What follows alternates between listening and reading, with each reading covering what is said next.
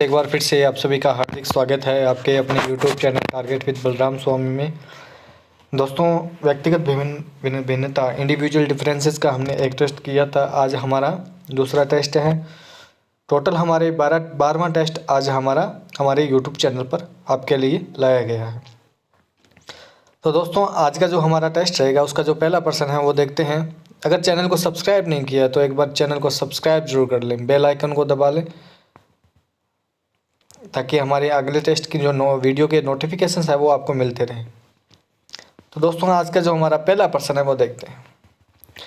व्यक्तित्व एक व्यक्ति के व्यवहार, तरीकों, दृष्टिकोणों, क्षमताओं, योजनाओं तथा अभिरुचियों का विशिष्टतम संगठन है। यह कथन है। देखिए, व्यक्तित्व एक व्यक्ति के व्यवहार, उसके तरीकों, उसके दृष्टिकोणों, क्षमताओं, योजनाओं तथा अभिरुचियों का विशिष्टतम संगठन है। यह कथन किसने दिया था? ऑप्शन ए में क्या है? वैलेंटाइन। ऑप्शन बी है वॉरेन। ऑप्शन सी है आलपोर्ट और ऑप्शन डी है मन। ठीक है, तो जल्दी से इसका कमेंट करके आंसर दीजिए कि इसका सही आंसर क्या होगा।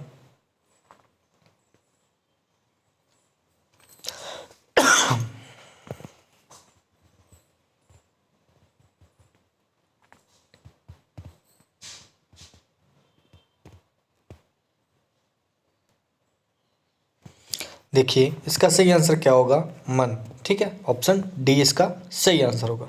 चलते हैं नेक्स्ट क्वेश्चन की ओर। व्यक्तित्व के आत्मज्ञान सिद्धांत के प्रतिपादक हैं, यानी कि व्यक्तित्व के अंदर आत्मज्ञान सिद्धांत किसने दिया था? सेल्डन ने, गोल्डस्टीन ने, मैस्लो ने, ये मैस्लो होगा यहाँ पे, या इरिक फ्रॉम में। इसका सही आंसर क्या होगा? जल्दी से कमेंट करके हमें बताइए।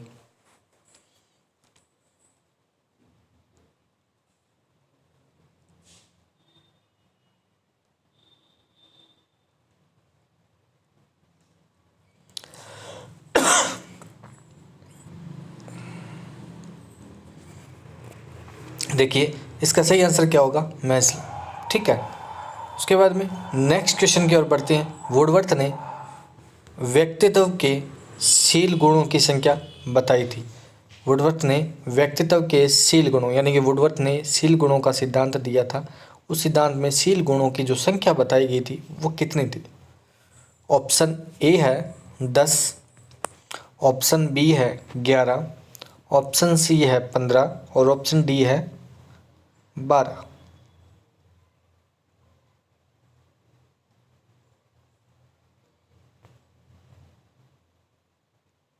जल्दी से कमेंट करके बताइए।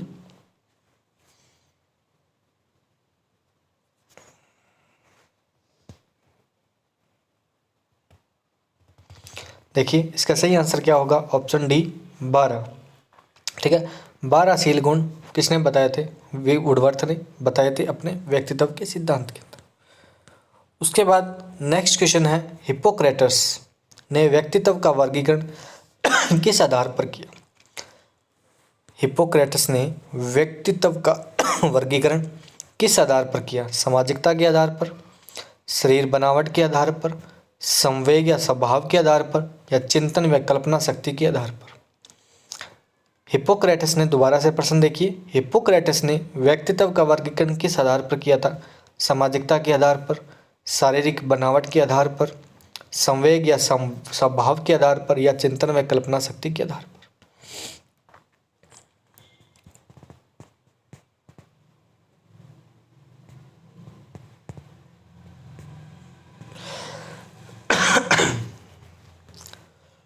देखिए,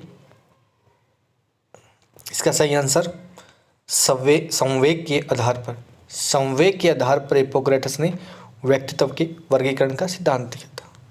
उसके बाद नेक्स्ट क्वेश्चन है। टर्मन ने किस आधार पर व्यक्तित्व का वर्गीकरण किया? सामाजिकता, बुद्धिलब्धि, शारीरिक बनावट, विचारशीलता? जल्दी से कमेंट करके बताइए क्या आंसर होगा।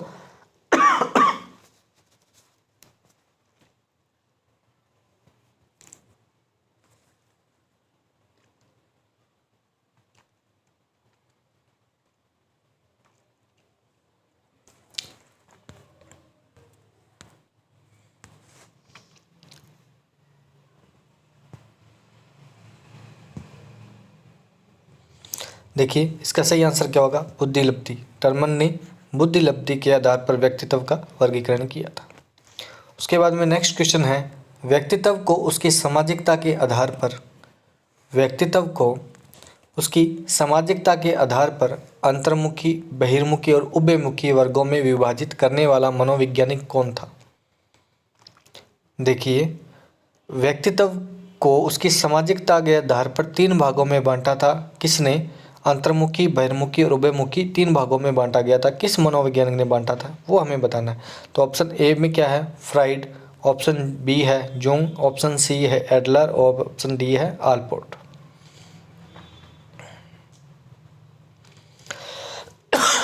जल्दी से कमेंट करके बताइए।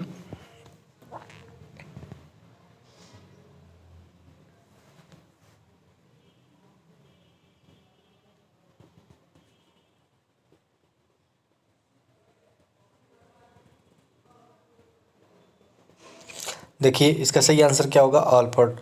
आलपोर्ट ने व्यक्तित्व को 3 भागों में बांटा, अंतर्मुखी, बहिर्मुखी और उभयमुखी। ठीक है। उसके बाद में नेक्स्ट क्वेश्चन है, थार्नडाइक ने व्यक्तित्व का वर्गीकरण किस आधार पर किया है। ठीक है, थार्नडाइक ने व्यक्तित्व का वर्गीकरण किस आधार पर किया है। शील गुण के आधार पर, शारीरिक बनावट के आधार पर, जीवन लक्ष्य व उनकी पूर्ति हेतु प्रयत्न या कल्पना व विचार शक्ति के आधार पर। बताना क्या है, थार्नडाइक ने व्यक्तित्व का वर्गीकरण किस आधार पर किया हुआ है। शारीरिक शील गुणों के आधार पर, शारीरिक बनावट के आधार पर, जीवन लक्ष्य एवं उनकी पूर्ति हेतु प्रयत्न के आधार पर या कल्पना शक्ति व विचार शक्ति के आधार पर।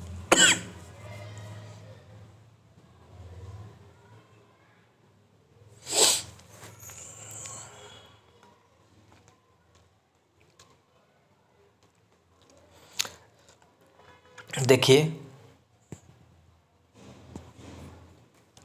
इसका सही आंसर क्या होगा, कल्पना एवं विचार शक्ति के आधार पर। उसके बाद नेक्स्ट क्वेश्चन है, प्रकृति यानी नेचर के आधार पर व्यक्तित्व का विभाजन किसने किया है। नेचर के आधार पर या प्रकृति के आधार पर व्यक्तित्व का विभाजन किसने किया है। एडलर, आइजेंक, विलियम जेम्स या केटल।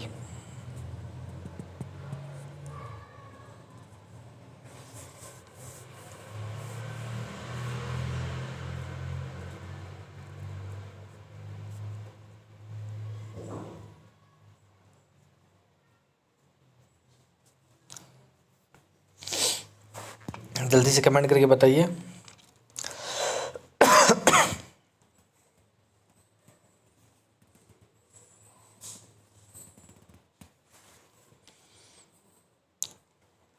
देखिए इसका सही आंसर क्या होगा, विलियम जेम्स। ठीक है, विलियम जेम्स ने व्यक्तित्व का वर्गीकरण प्रकृति के आधार पर किया। उसके बाद में नेक्स्ट क्वेश्चन है, साक्षात्कार संक्षिप्त वार्तालाप तरह द्वारा व्यक्ति को समझने की विधि है। व्यक्तित्व मापन की साक्षात्कार विधि के संबंध में यह कथन किसका है। साक्षात्कार जो है यानी कि इंटरव्यू जो है वो संक्षिप्त वार्तालाप द्वारा व्यक्ति को समझने की एक विधि है। व्यक्तित्व मापन की साक्षात्कार विधि के संबंध में यह कथन किसका है। गैरेट, वुडवर्थ, हार्टसन और पोलेंस्की। किसका आंसर, क्या आंसर होगा इसका, जल्दी से कमेंट करके बताइए।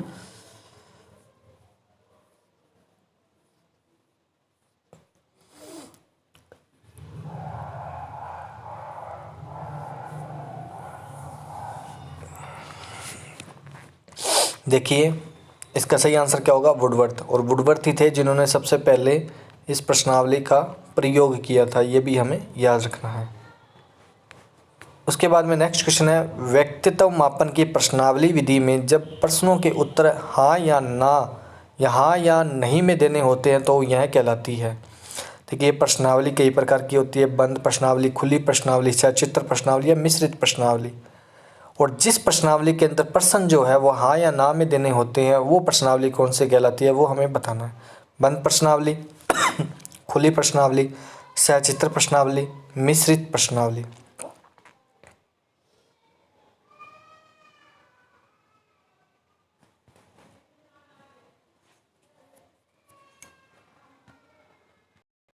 क्या आंसर होगा इसका, इसका सही आंसर क्या होगा, बंद प्रश्नावली। इसका सही आंसर क्या होगा, बंद प्रश्नावली। बंद प्रश्नावली के अंदर प्रश्नों के उत्तर जो है वो हाँ या ना में देने होते हैं। ठीक है, तो आज के लिए इतना ही हमारे इस टेस्ट सीरीज़ के अंदर। अगले टेस्ट में फिर हम 10% व्यक्तित्व भिन्नता के लेकर आएंगे। तब तक के लिए आप सभी का बहुत बहुत धन्यवाद। चैनल को सब्सक्राइब नहीं किया तो चैनल को सब्सक्राइब कर लें, बेल आइकन दबा लें। ठीक है, तब तक के लिए आप सभी का बहुत बहुत धन्यवाद।